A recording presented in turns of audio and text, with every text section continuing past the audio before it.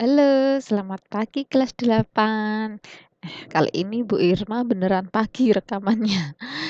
Nah, hari ini Bu Irma akan menjelaskan lebih rinci dengan apa itu materi kita yang terbaru, yaitu limbah keras. Namun sebelumnya Bu Irma ingatkan sekali lagi bagi yang belum mendapatkan tanda centang, yuk dicek ya. Bu Irma sudah posting ya kemarin, yang namanya belum ada tanda centangnya dicek. Kenapa? Apakah sudah mengumpulkan tapi belum Bu Irma nilai? Padahal sudah Bu Irma komen tapi kok belum dicentang, ayo protes ke Bu Irma gitu ya, tapi protesnya pakai bahasa yang sopan nggih. Nah, atau memang belum mengumpulkan, kalau belum mengumpulkan terus piye Bu Irma le mau ngasih nilai? Ya, ayo monggo udah kelas 8, udah dewasa, udah pinter semua, ayo cari nilai yang sebaik-baiknya nggih. Nah, langsung saja ke materi kita, yaitu limbah keras. Sudah siap buku paket dan LKS-nya, serta buku catatan dan alat tulisnya? Dipersiapkan dulu, J. Nah, limbah keras. Kelas 7, kalau kalian masih ingat ya, di semester 2, kalian mendapatkan materi tentang limbah lunak. Nah, ini adalah pasangannya, limbah keras. Gitu, nggih. Limbah keras akan Bu Irma jelaskan di aspek kerajinan. Jadi sudah tidak ada masak-masak lagi sekarang ya, kecuali yang ada PR atau hutang masak sama Bu Irma. Namun sebelum itu, sebelum kita bahas di aspek kerajinan, di aspek terakhir, Bu Irma ingatkan dulu ya. Satu, cek tugas selalu ya. Masih ada nggak yang bolong-bolong? Ya, dicek sendiri ya. Masa nggak hafal sama tugas-tugasnya. Lalu yang kedua, cek tagihan mini tes atau ulangan. Pernah skip nggak? Kalau merasa pernah skip, pernah bolos, silahkan minta ke Bu Irma. Bu Irma, saya mini tes 1 atau mini tes 2 belum ikut. Bu Irma, saya ulangan harian 1 atau ulangan harian 2 belum ikut. Ayo silahkan minta susulan gitu nggih. Lalu yang ketiga, cek presensi. Wah, yang, semester sebelum PTS aku masih banyak-banyak yang bolong nih. Nah, Bu Irma himbau untuk kalian sekarang lebih ditertibkan ya, jangan sampai ada yang bolong. Ini ya sekolah biasa tetepan, tidak kok, "Alah cuma presensi, alah cuma ini." Oh, itu ya tetap dianggap bolos, nggih. Yang keempat, cek nilai lalu, terutama nilai PTS. Masih di bawah KKM enggak? Masih rawan nggak nilainya KKM-nya untuk PTS kan PTS sama PAT kan 75 nggih. Nah, itu kamu masih di bawah 75 nggak? Kalau masih di bawah 75 berarti saran dari Bu Irma, ulangan ke depan, tugas-tugas ke depan, mini tes ke depan, kamu harus berada nilainya berada di atas 85. Karena kan nilai PTS sudah nggak bisa diremedi. Jadi saran Bu Irma ya cuma itu, ke depannya kalau ada tugas, kalau ada mini tes, kalau ada ulangan harian itu di mapel prakarya ya atau mapel yang lain, itu harus di atas 85. Biar apa? Biar nanti tidak ada nilai D di rapot kamu. Ya, nilai D di rapot itu maksimal hanya boleh 2. Kalau lebih dari 2, ya wassalam. Kamu tetap duduk di tingkat itu, kelas 8, nggak naik nanti di kelas 9. Naudzubillah min dzalik ya. Nah, yang kelima, cek kesiapan diri. Wis siap durung? Isih ono PR ora? Isih ono tagihan praktek ora? Nek isih ono gek ndang dirampungke ya Mas, Mbak. Biar apa? Biar kedepannya kalau ada tugas lagi enggak numpuk. Paham ya? Kalau numpuk kamu sendiri yang bingung. Prakarya numpuk, seni budaya numpuk, matematika numpuk, IPA numpuk. Aduh mama, pusing nanti kamu ya. Jangan ya nak ya. Nah, lanjut ke materi kita hari ini yaitu limbah keras. Jadi pertama Bu Irma akan berikan apa itu limbah keras, Ya, pengertiannya apa sih limbah keras itu? Sama nggak sih sama limbah lunak waktu kelas 7? Masih ada yang ingatkah pengertian limbah lunak kelas 7? Lalu yang kedua, pengolahan limbah keras. Caranya ngolah limbah keras tuh kayak gimana? Gitu nggih. Yang nomor 3, prinsip kerajinannya. Kalau prinsip oh, Bu Irma tipu ini. Oh, maaf ya Bu Irma tipu. Kalau prinsip kerajinan itu sama kok ya, kelas 7, 8, 9 prinsip kerajinan itu sama. Lalu yang keempat, jenis dan karakteristiknya seperti apa untuk limbah keras itu. Yang kelima adalah proses pengolahan limbah, gitu nggih. Lanjut, pertama kita bahas dulu mengenai pengertiannya, nggih. Yuk dibuka LKS-nya sama buku paketnya. Kalau untuk LKS boleh ya, kalian mau stabilo, kalian mau tambah catatan kecil boleh. Tapi kalau untuk maaf buku paketnya jangan dicoret-coret ya. Nanti itu buat warisan kalian untuk adik tingkat soalnya. Nah, limbah keras adalah limbah yang berwujud padat, keras, tidak mudah berubah bentuk, kecuali dengan kekuatan tertentu ya, tidak mudah diolah dan tidak mudah terurai dalam tanah, seperti itu ya. Berbeda dengan limbah lunak yang mudah ditekuk-tekuk, mudah digunting pakai gunting biasa, mudah dibakar gitu nggih. Nah, paham ya? Lalu pengolahan limbah keras itu seperti apa? Pengolahan limbah keras itu ada 3, nggih. Di kelas 7 ada ini. Sanitasi atau sanitary landfill ya. Sanitary landfill yaitu suatu metode pengolahan sampah terkontrol dengan sistem sanitasi yang baik.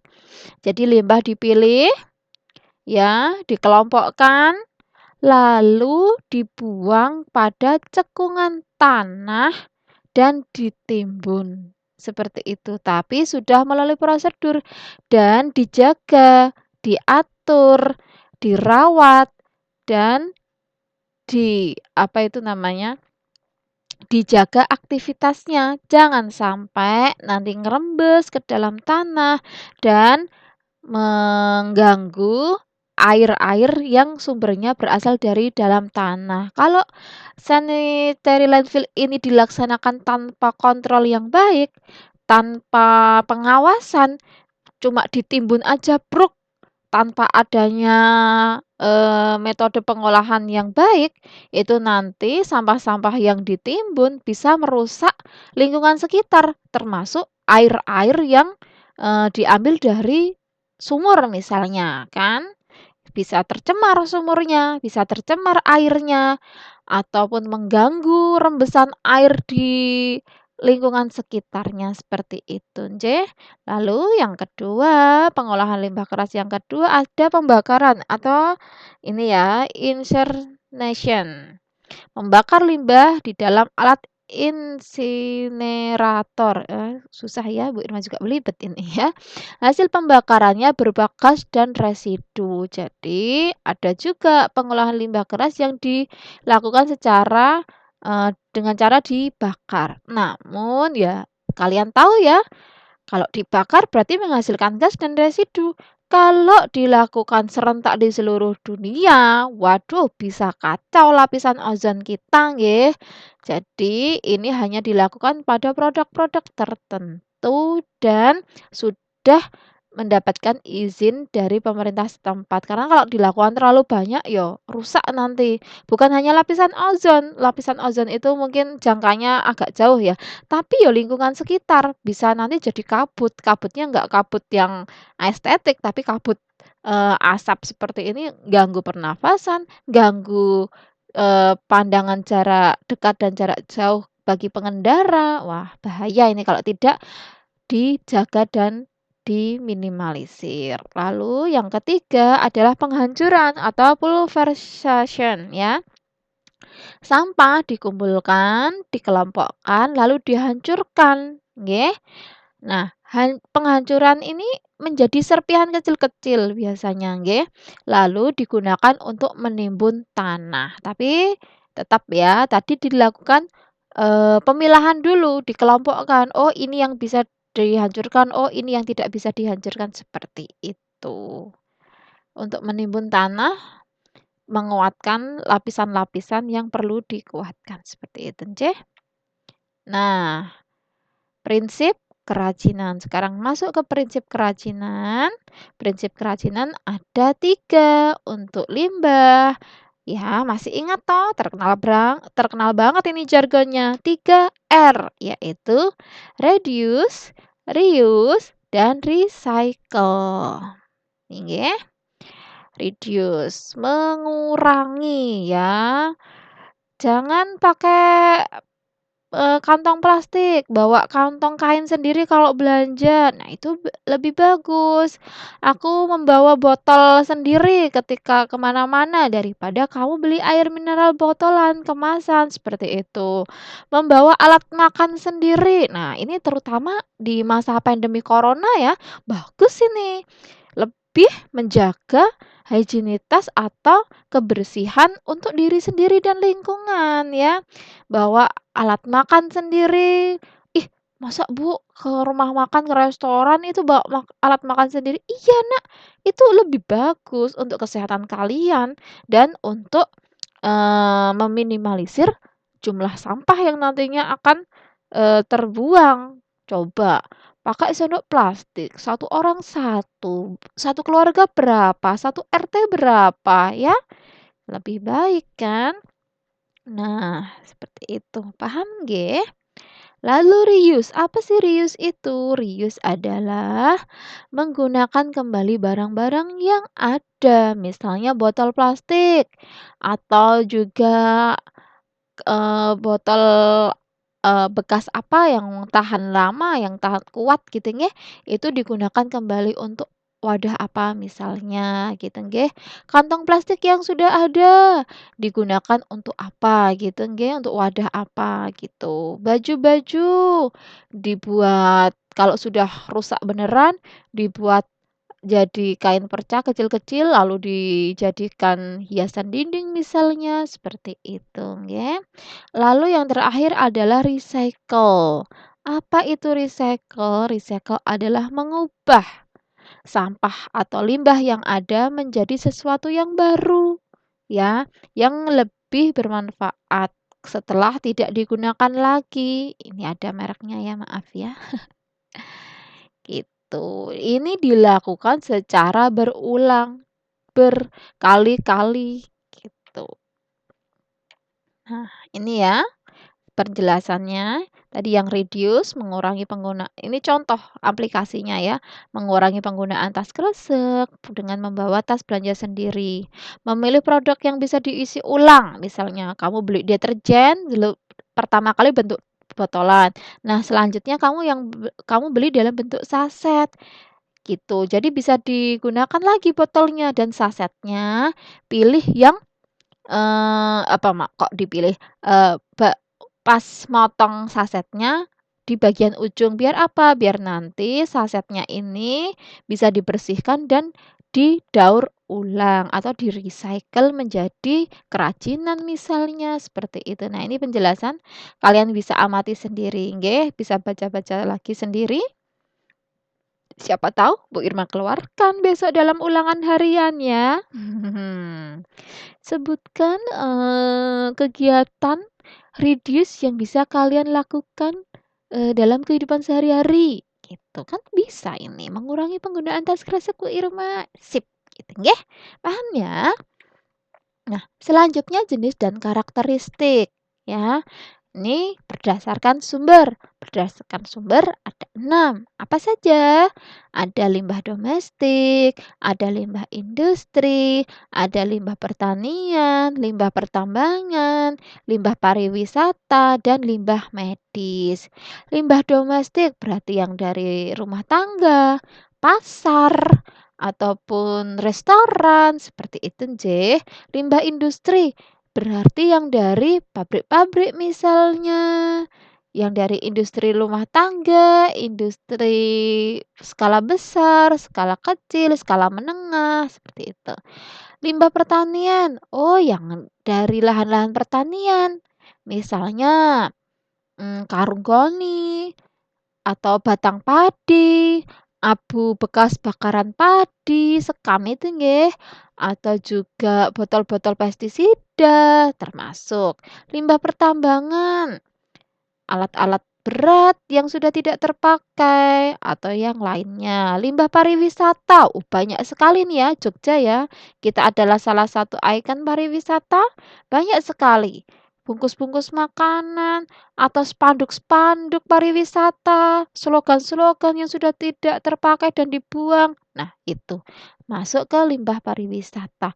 Limbah medis, nah ini yang berbahaya ya kalau tidak ditangani, kalau tidak terkontrol dengan baik. Misalnya jarum suntik yang sudah tidak dipakai, botol-botol obat, hasil rongsen yang dibuang begitu saja. Oh, itu bahaya kalau tidak diawasi. Paham ya? Ini berdasarkan sumbernya.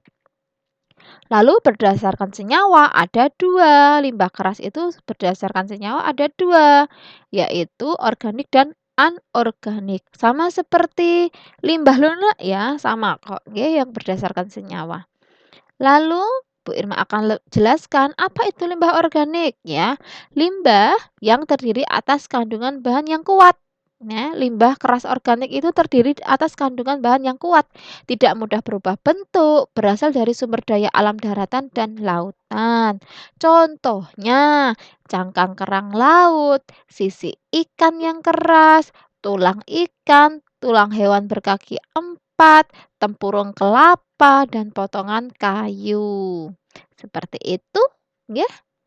Lalu limbah keras anorganik, limbah yang terdiri atas kandungan bahan yang kuat dan tidak mudah dihancurkan dengan alat biasa, melainkan harus menggunakan teknologi tertentu seperti pemanasan, pembakaran, dan penghancuran. Ya, ini kalau yang sudah pecah ini mau dibuat kerajinan bisa sebenarnya ya, ditempel-tempel atau dilebur ya, nanti jadi sesuatu yang baru.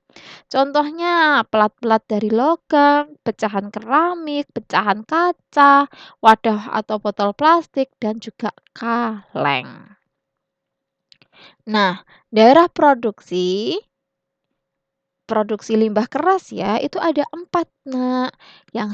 Yang pertama daerah pesisir atau laut ya. Daerah pesisir atau laut menghasilkan apa?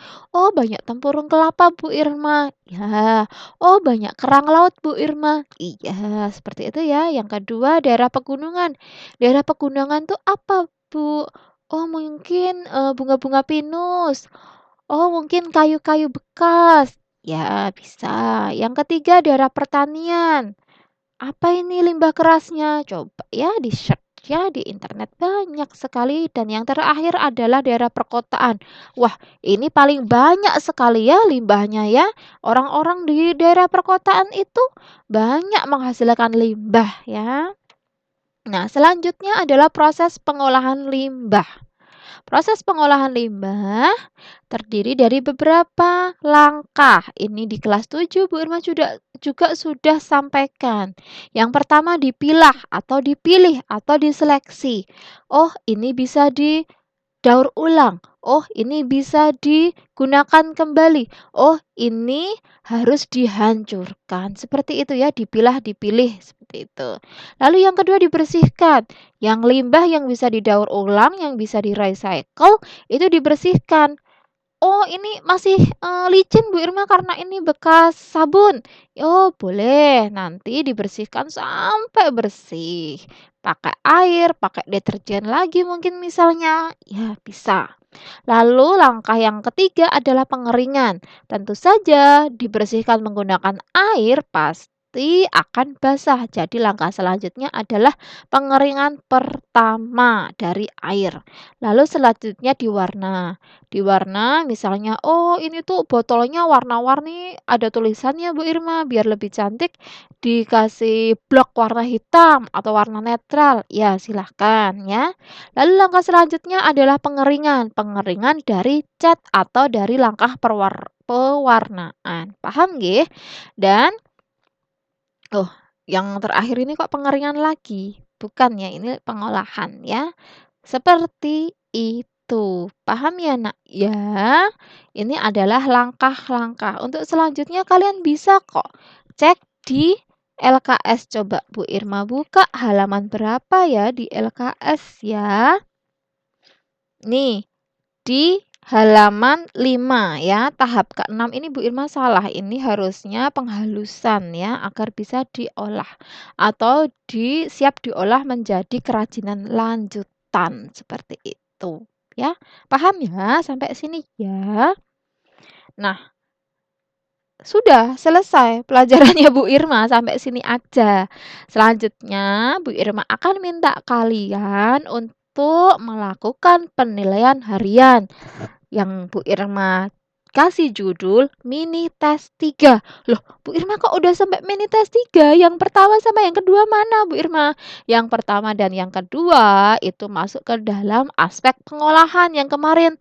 Kalau kalian tipe murid yang mengikuti pelajarannya Bu Irma terus ya pasti tahu, oh mini tes 1, oh mini tes 2 tuh aku udah pernah mengerjakan walaupun nggak ingat soalnya tapi aku udah pernah mengerjakan, nggak apa-apa ya. Ini sudah masuk ke mini tes 3. Apa itu Bu Irma penilaian harian mini tes 3-nya? Yang pertama, silakan kerjakan penilaian harian 1 yang ada di LKS Prakarya halaman 12. Sudah dibuka kah? Halaman 12 nggih, LKS Prakarya kelas 8 semester 2. Jangan sampai salah buka nggih. Halaman 12 sampai halaman 18 itu ada soal-soal pilihan ganda. 40 soal. Waduh Bu Irma, banyak sekali. Iya, tapi tenang aja, waktunya juga banyak kok. Gitu nggih. Yang kedua, setelah kalian mengerjakan di LKS kalian masing-masing, silahkan salin hasil pekerjaan kamu ya. Pekerjaan kamu, bukan pekerjaan teman kamu ya. Lalu isikan pada lembar jawab online yang akan Bu Irma posting nanti jam 10.30 ya. Jadi kerjakan dulu. Nanti kalau sudah selesai silahkan disalin di lembar jawab online. Tugas ini Bu Irma beri waktu sampai besok hari Minggu jam 12 malam. Bu Irma, aku tuh nanti udah selesai maghrib, boleh langsung dikirim nggak? Boleh, silahkan ya. Kalau kamu tipe murid yang rajin, aku nggak mau nunda-nunda pekerjaan, nanti nggak lupa gitu ya. Silakan langsung dikirim kalau sudah selesai, nggak usah nunggu hari Minggu ya. Sedih Bu Irma kalau Bu Irma tanya di pembelajaran selanjutnya, kenapa belum mengumpulkan? Aduh Bu Irma kelupaan. Nah, aduh Bu Irma saya nggak tahu. Wah itu parah banget itu ya, sedih Bu Irma. Nah, sekian penjelasan Bu Irma hari ini. Terima kasih atas semangat kalian. Sampai jumpa lagi 2 minggu dari sekarang. Loh, Bu Irma kok 2 minggu? Iya, coba aja cek tanggalan ya. Mohon maaf jika ada penjelasan Bu Irma yang kurang berkenan atau terlalu cepat. Kalian bisa mengulang tayangan YouTube ini nggih. Jangan lupa kalau kalian berkenan tinggalkan like dan komen yang positif yang membangun di postingan ini.